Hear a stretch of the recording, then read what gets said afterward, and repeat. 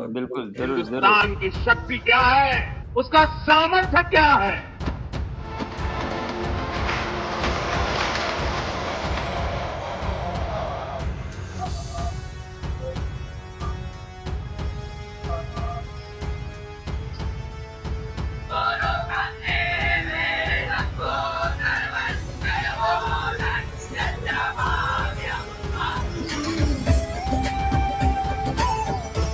नमस्कार, मैं अशोक व्यास हूँ। कार्यक्रम प्रारंभ हो चुका है और एक ऐतिहासिक क्षण जब हमारे समीप से होकर निकलता है, तो हम उसके गौरव को, उसकी गरिमा को पहचान पाएँ। ऐसी स्थितियाँ जिस नेतृत्व के द्वारा संभव हो पाती हैं, वैसा नेतृत्व भारत में अभी है और ये जो अंतर है नेतृत्व की प्राथमिकताओं का, वो भारत की सभ्यता और संस्कृति के सम्मान के साथ भी जुड़ा हुआ है। 1000 बरस पूर्व से जिस तरह का क्रम सोमनाथ महादेव मंदिर के साथ जुड़ा रहा है, उसमें संघर्ष भी है, त्याग भी है, बलिदान भी है और गौरव गाथाएं भी हैं, लेकिन साथ ही साथ हम अपने इतिहास को छुपला दें या अपनी पीड़ा को कम करके आंकें, इस तरह का जो एक भाव रहा है, उसमें थोड़ा बदलाव आता दिखाई दे रहा है। क्या संदर्भ है और क्या महत्व है 1000 बरस की सोमनाथ यात्रा का, चर्चा करेंगे प्रेम तन्मय जी के साथ। स्वागत करते हैं हमारे कवि चिंतक मित्र प्रेम जी का।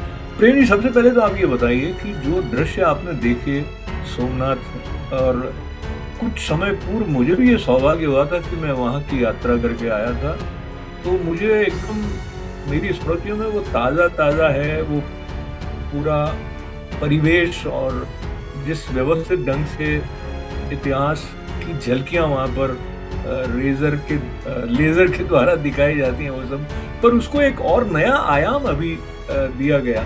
तो पहले तो आप बताएं कि सोमनाथ महादेव मंदिर इतनी गरिमा के साथ जो है, वो क्या संदेश देता है भारतीय होने के नाते आपको?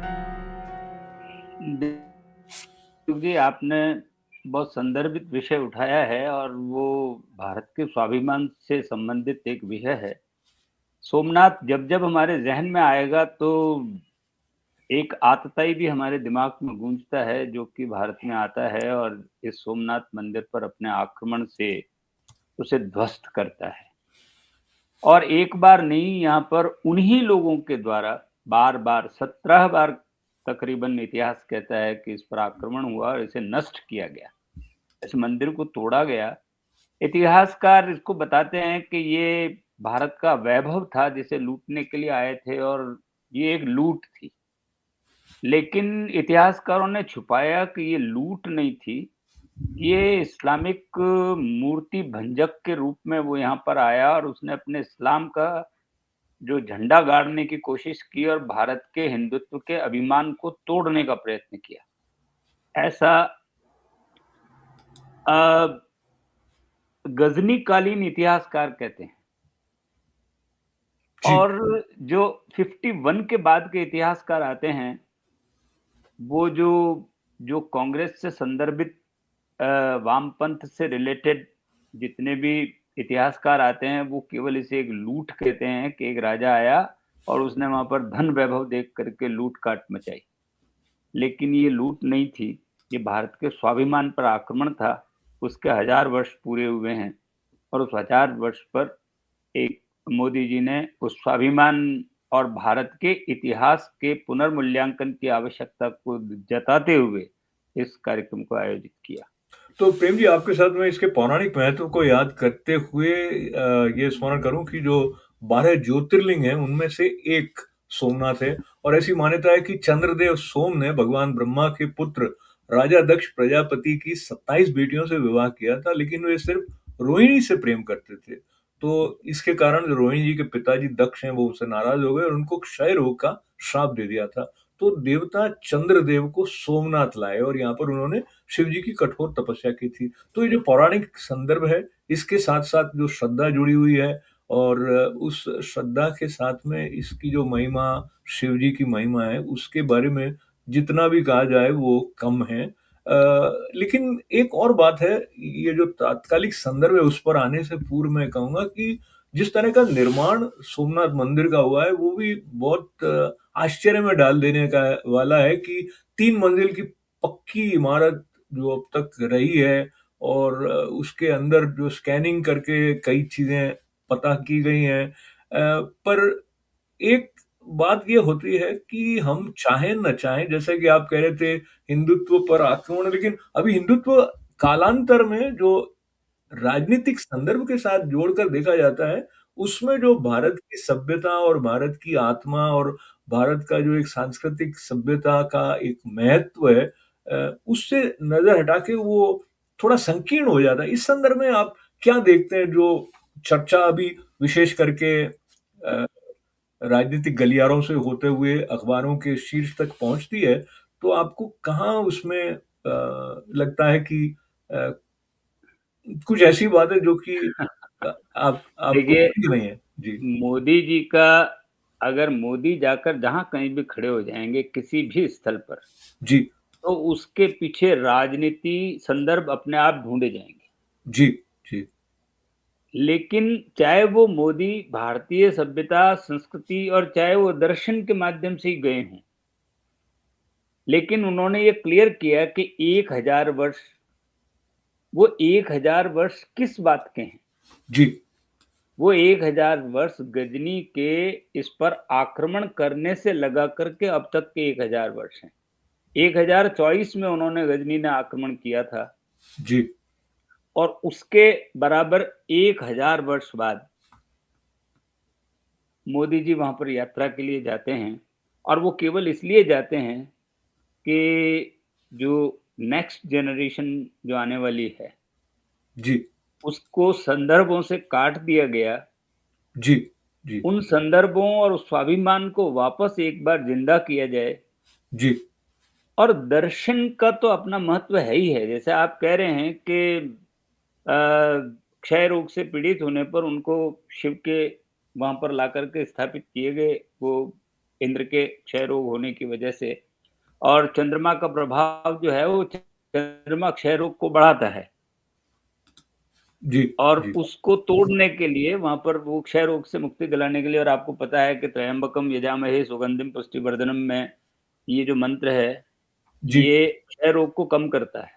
जी, जी, तो शिव की स्तुति में, शिव क्योंकि तांडव के प्रतीक हैं, अग्नि के प्रतीक हैं, और वो क्रोध के प्रतीक हैं, जी। तो बॉडी का फायर एलिमेंट बढ़ाने के लिए ही ये तत्व वहाँ पर लाया गया होगा।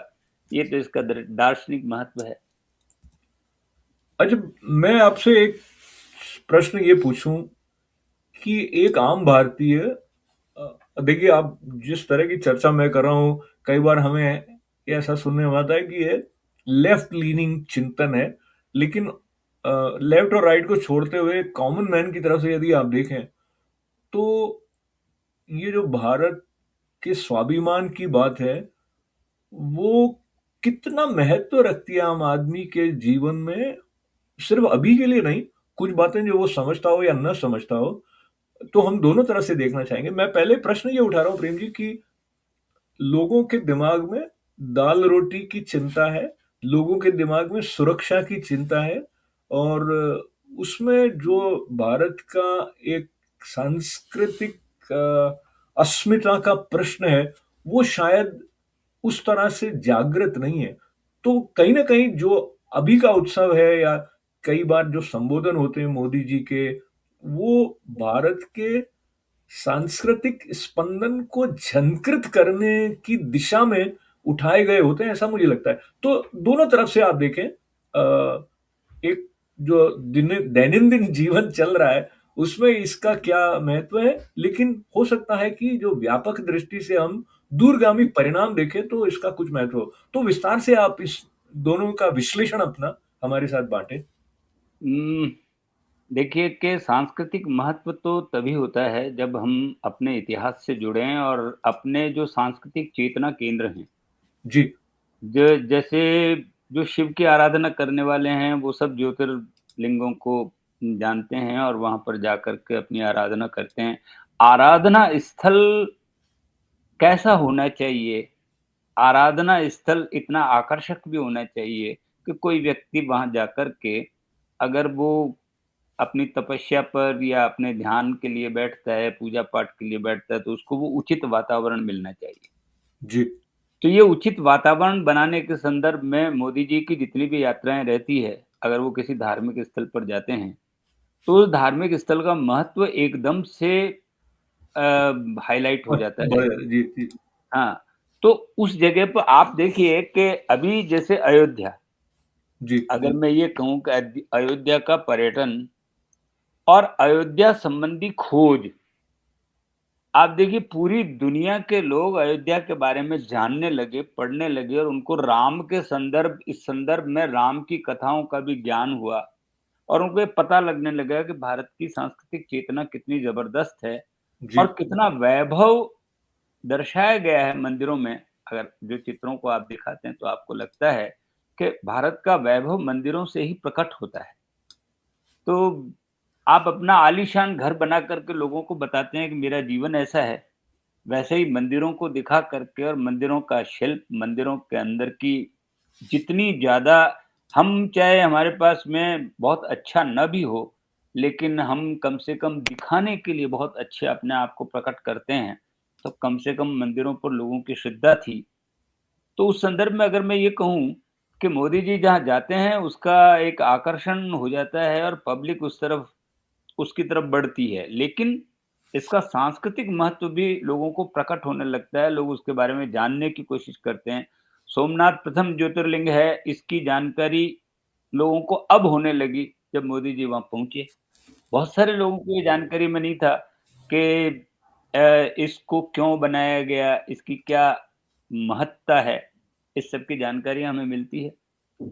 और फिर वो जिस ताम-झाम के साथ जाते हैं, जी, सबसे जी। बड़ी विशेषता ये है कि वो आकर्षक बनाते हैं उस जगह को, हुँ, हुँ, हुँ। जबकि श्रद्धा से लोग जाते हैं, लेकिन उस जगह पर आप अगर यूथ को ले जाना चाहते हैं, तो आपको पता है मंदिर के बाद मेला भी लगाना पड़ता है। जी, जी, तब जाकर के लोग झूले खाने भी जाते हैं कई बच्चे, लेकिन बड़े तो अपनी श्रद्धा से जाते हैं, बच्चे झूले खाने के लिए जाते जी, जी, जी। हैं। हुँ। तो झूले से बाहर आते हुए ये जो एक वाद-विवाद रूप में या जो चर्चा का झूला होने लग जाता है, उस सब के बीच में प्रखरता से एक उल्लास का भाव, जब आप एक उत्सव 1000 बरस के संघर्षों के बाद भी जिस वैभव के साथ में सोमनाथ महादेव जी का मंदिर है और इसका जो पुनर्निर्माण है स्वाधीनता के बाद किए जाने के संदर्भ को लेके भी थोड़ी राजनीतिक सहमतियां असहमतियां उनकी भी चर्चा होती है। उस तरफ भी हम जाएंगे क्योंकि आपको मुझे पता हो तो जी, बहुत ज़्यादा संदर्भ में है कि इस समय नेहरू के द्वारा उस समय के दिए गए कई संदर्भ हम लोगों के ज़हन में आते हैं 1951 में, जब इसका पुनर्निर्माण करवाया गया और वहाँ पर जाने से नेहरू बचने लगे। उनका ये सोचना था कि इससे जो है वो ऐसा लगेगा कि भारत जो है वो सेकुलरिज़्म से दूर होता जा रहा है। और उन्होंने अपने राजनेताओं को भी वहाँ जाने से रोकने का प्रयत्न किया। जबकि पटेल साहब और फिर प्रथम राष्ट्रपति अ, वहाँ पर पहुँचे और उन्होंने अपनी उपस्थिति दर्ज कराई। तो लेकिन उस संदर्भ में इनकी कटुता का एक चित्रण जो है, वो मोदी जी ने अपने संदर्भ में भी कहा और वैसे भी सब जानते हैं कि अच्छा, ये बात ना मेरी और आपकी आज के चिंतन को लेकर है। मैं जैसे बड़ा हो रहा था भारत में तो इस तरह के संदर्भ आते थे तो हमें कहीं न कहीं ऐसा बताया जाता था कि इन बातों को अंडर द कारपेट रखने से सद्भाव बनाए रखना सहायक हाँ, होगा। अब ऐसा लगता है कि ये दृष्टि है कि नहीं, वो होने के बावजूद वो कहीं न कहीं हमें सत्य से काट देता है और अपने ऊपर हुए जिस तरह के अत्याचार हैं, यदि उनसे हम अपने आने वाली पीढ़ी को परिचित नहीं करवाते हैं, तो वो उनके समग्र विकास की दृष्टि से और भविष्य के सुदृढ़ निर्माण की दृष्टि से ठीक नहीं है। तो ये 2 दृष्टियाँ मैं जी। बिल्कुल आपका कहना बिल्कुल सही है। हम अपने इतिहास को पढ़ कर के सावचेत होते हैं। हमें किनसे सावधान रहने की ज़रूरत है? और क्या वातावरण चारों तरफ बनता है। आप देखिए जातीय कट्टरता जब-जब सामने आती है तो किन लोगों के द्वारा आती है? हम उनसे हम अपनी गर्दन जो है अगर कबूतर कहीं छुपा ले और उसके बाद में सोचे कि कुछ नहीं हो रहा है, तो कम से कम इतिहास से ये जानकारी मिलती है कि किन लोगों से कैसा रिश्ता हमारा रहा है। हम सब अच्छा-अच्छा बता कर के और अपने लोगों को खतरे में डाल देते हैं कई बार। ये सोचते हैं ऐसा कुछ भी नहीं होगा और अचानक सा हो जाता है। इतने सारे पत्थरबाज़ आ जाते हैं, इतनी सारी दुर्घटनाएँ हो जाती हैं, इतने सारे प्रदर्शन हो जाते हैं और हर उस जगह पर आपको कुछ ऐसा दिखाई देने लगता है जो कि हम लोगों को बिल्कुल पसंद नहीं है, हम लोग सब शांतिप्रिय लोग हैं।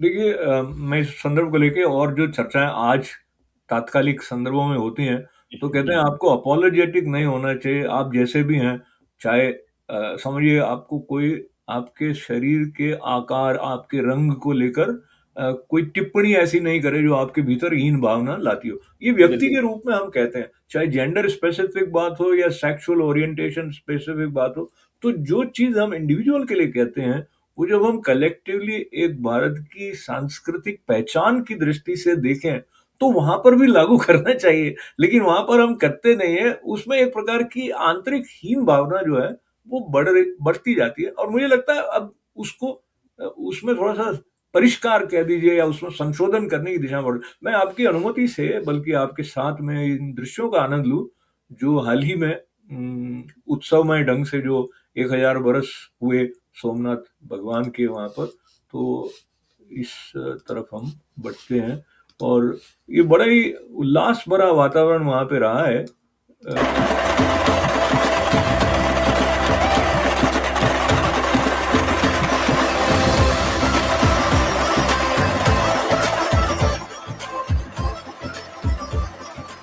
इस आयोजन में गर्व है, गरिमा है, गौरव है और इसमें गरिमा का ज्ञान भी है। इसमें है वैभव की विरासत, इसमें है आध्यात्म की अनुभूति, अनुभव है, आनंद है, आत्मीयता और सबसे बढ़कर देवाधिदेव महादेव का आशीर्वाद है।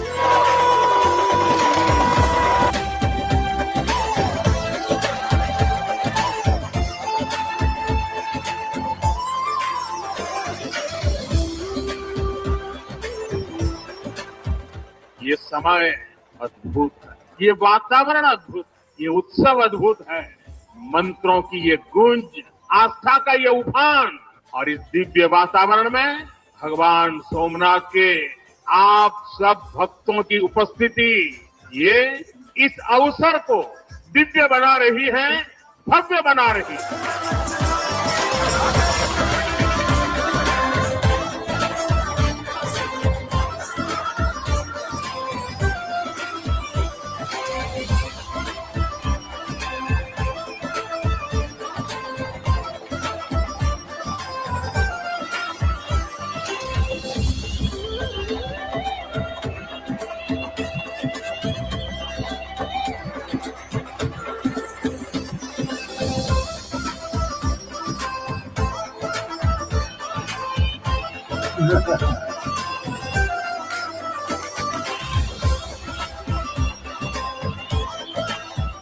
हजार साल पहले सब वो आतताई सोच रहे थे कि हमें जीत लिया, लेकिन आज 1000 साल बाद भी सोमनाथ महादेव के मंदिर पर फहरा रही ध्वजा पूरी सृष्टि का आह्वान कर रही है।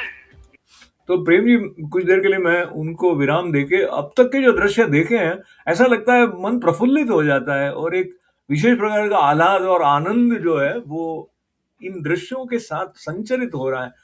पर इसमें एक बात और है कि आप श्रद्धा से देख रहे होंगे और आपके मन में मोदी जी के प्रति ऐसा भाव नहीं हुआ कि वो जो भी कर रहे हैं वो ठीक नहीं है या क्योंकि ये इस तरह के मनस्थिति में भारत में भी कई लोग हैं, यहाँ भी मैं न्यूयॉर्क होते हुए भी मिलता हूँ तो तो लेकिन जब उत्सव है तो हमें जो नाराज है उनका ही ध्यान रखते हुए उत्सव के उल्लास की आभा को मंद कर देना चाहिए, या उल्लास पूर्वक उत्सव को मना के ऐसा भाव जगाना चाहिए कि सबको एकत्व करने वाला जो मूल अ, जो बीज है अद्वैत का, उसके संस्कार सोमनाथ महादेव मंदिर से भी औरों तक पहुंचते हैं। और बल्कि मुझे आप क्षमा करें, मैं अधिक विवरण दे रहा हूं, पर मुझे लगता है जब आप इस तरह से सांस्कृतिक जो आभूषण है, अलंकरण है, उनके साथ संवेद स्वर में लोगों को उत्सव मनाते देखते हैं, तो वो अपने आप में बड़ी पॉजिटिव एनर्जी जनरेट करता है, जो कि राष्ट्रीय विकास की दृष्टि से भी महत्व रखती है। आपके विचार? देखिए, जितना जितना उत्साह हमें देखने में दिखाई दे रहा था, उतना उत्साह हमें वहां की जनता में भी दिखाई दे रहा था। और हर उम्र के व्यक्ति, हर पुरुष, महिला, बच्चे, उनके चेहरों की प्रफुल्लता, उनके द्वारा किए गए नृत्य के दृश्य, उनके द्वारा आह्लादित चेहरे, उनके, आपको देख करके क्या प्रसन्नता नहीं होती? इस हम क्यों डर के मारे ये सब न करें? तो प्रेम जी, मैं एक और बात आपके साथ करूं। कई बार हम देखते हैं, कहते हैं कि मीडियोक्रिटी जो है ना, वो इसलिए बढ़ती है क्योंकि जो एक्सीलेंट है, या जो वो अपनी श्रेष्ठता को छुपाता है कि भी कहीं लोगों को बुरा नहीं लग जाए। लेकिन इससे क्या होता है कि पूरे समाज का नुकसान होता है। अगर प्रेम जी बहुत अच्छी कविता लिखते हैं, बहुत अच्छे गीत लिखते हैं, बहुत अच्छे वक्ता हैं, और वो अपने को इसलिए छुपाएं कि भाई पड़ोसी को लगेगा कि भाई मैं तो इतना अच्छा नहीं हूं, तो ये वो कुछ अच्छा नहीं कर रहे हैं। मुझे लगता है वो बात यहां भी लागू होती है। मैं ये कहता हूं कि हमको प्रफुल्लित होना चाहिए हर व्यक्ति के खासियत को देखकर। अगर हम किसी और जाति, जैसे हम अगर किसी अन्य देश में जाते हैं और वहां पर कोई इस तरीके का कार्निवाल हो, इस तरीके की परेड निकलने वाली हो, तो हम उसे देख के प्रफुल्लित होते हैं, हम उससे देख करके दुखी और प्रताड़ित महसूस नहीं करते। सही बात, सही बात। तो ऐसा क्यों सोचा जाए भारत में? सही किसी बात। व्यक्ति के खुशी के लिए हम अपने इन सब संदर्भों से कट जाएं उनको तुष्ट करने के लिए? तो इस कड़ी के जो थोड़े से दृश्य और हैं, वो भी हाँ, हाँ, उनके भी हम साक्षी बने। और बिल्कुल, जरूर, जरूर। हिंदुस्तान की शक्ति क्या है, उसका सामर्थ्य क्या है।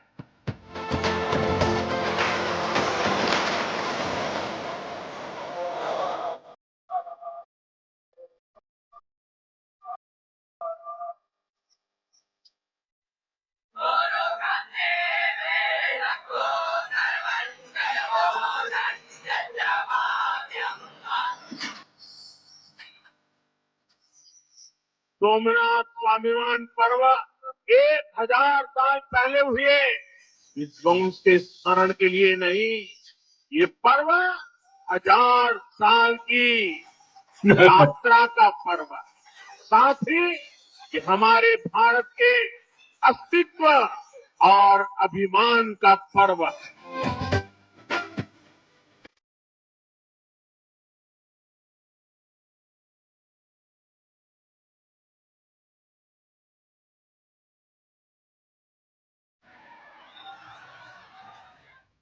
सोमनाथ भगवान की जय हो।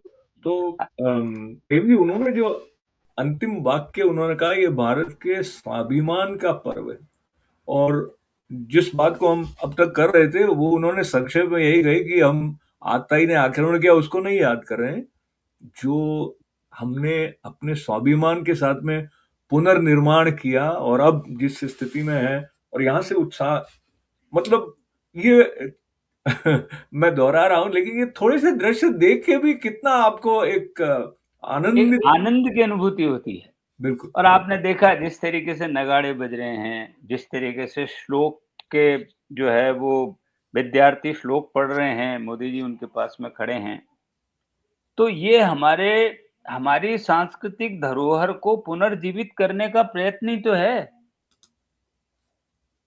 और अगर सांस्कृतिक चेतना जगाई जाए तो इसमें बुरा क्या है? अच्छा ही भाई, है हम अपनी ये। पहचान, हम विश्व में पहचाने जाते हैं इसी माध्यम से।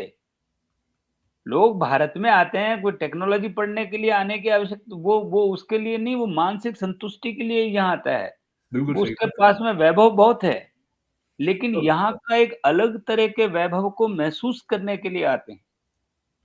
और तो ये आध्यात्मिक प्यास को लेकर आने हाँ, का जो क्रम है, हज़ारों वर्षों से चल रहा है, आने वाले समय में भी चलता रहे, उसके लिए भी आवश्यक है कि इस तरह के स्पंदन जो है, उनको हाँ, जागृत रखा जाए, उनके बिल्कुल प्रति जागरूक। अपनी निष्ठा को व्यक्त किया जाए।